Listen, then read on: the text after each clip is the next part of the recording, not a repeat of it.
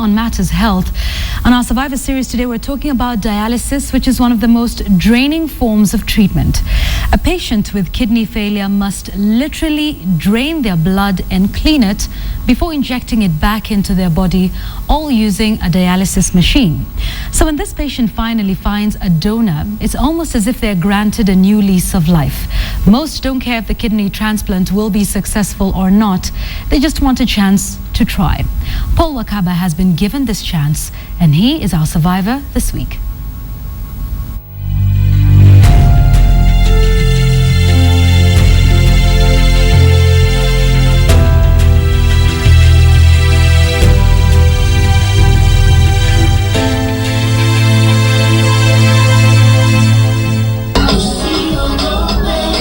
Five-year-old Paul Wakaba has learnt the virtue of patience.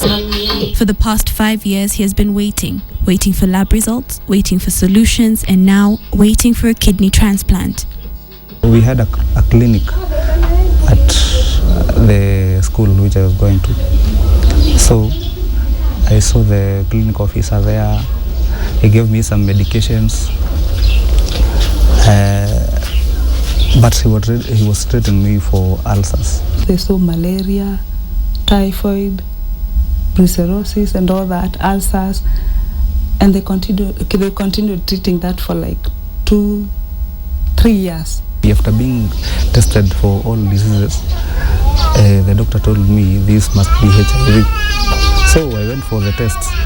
After the first one became negative, I was told to take another one, which is HIV too. I was told it is found, I don't know, in West Africa or from Europe. I was tested and it turned negative. From the age of 20 to 23, Paul was taking the right medication for the right illness. The only problem was these treatments were being administered to the wrong body. When the doctor told me, I was there with my other brother. I first went out and cried. And then I didn't want to show him that it was affecting me, so I came back and I encouraged him. It's not end of it. You're not going to die. It's all gonna be okay. The Institute of Mass Communication. So when the doctor said that you have kidney, did he say you have acute kidney failure, or what did he say? It was chronic. But I think the condition could be treated earlier if they noticed it. At 23, on one hand, Paul had to brace himself for regular dialysis sessions, and on the other, he had to deal with reactions from people he cared about.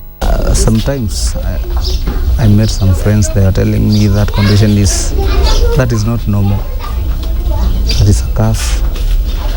I went to some places for prayers, but they were quite slow.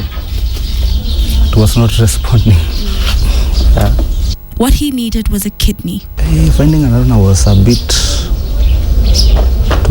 tricky, because most of people, they don't understand about the transplant issue, about the kidney. You know, you can survive with one kidney, but people they don't know that.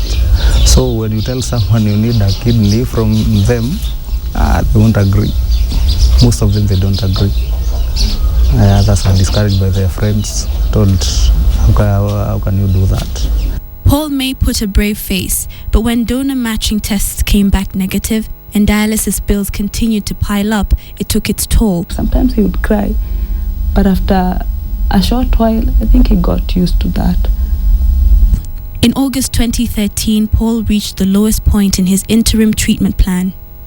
It was during dialysis, where in the process he got this thing called conversion, and it was an emergency case, so he was admitted. That was for around 1 month admission, and the blood levels were really low, and urgently they called us to go donate blood.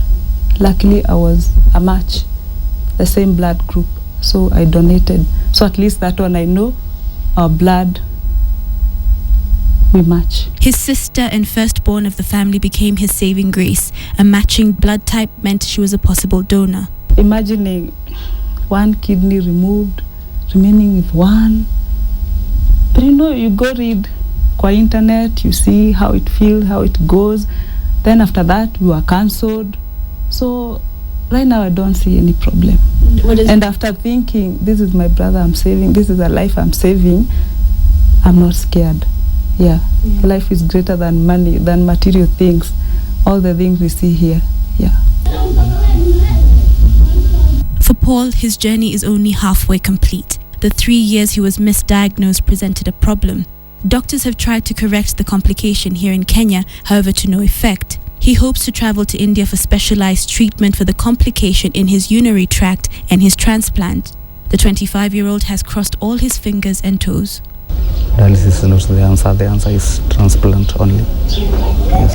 After 5 long years of treatment, there's finally a light at the end of the tunnel for Paul. He believes that after his transplant, he can finally live a normal life. But I trust God now because I know what I'm suffering from.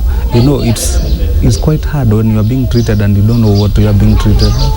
It's just write the bad memories on sand, and the good ones write them on stone. So you don't remember the negative part, you just remember the positive part. When you focus on your problems, the problem will even get worse.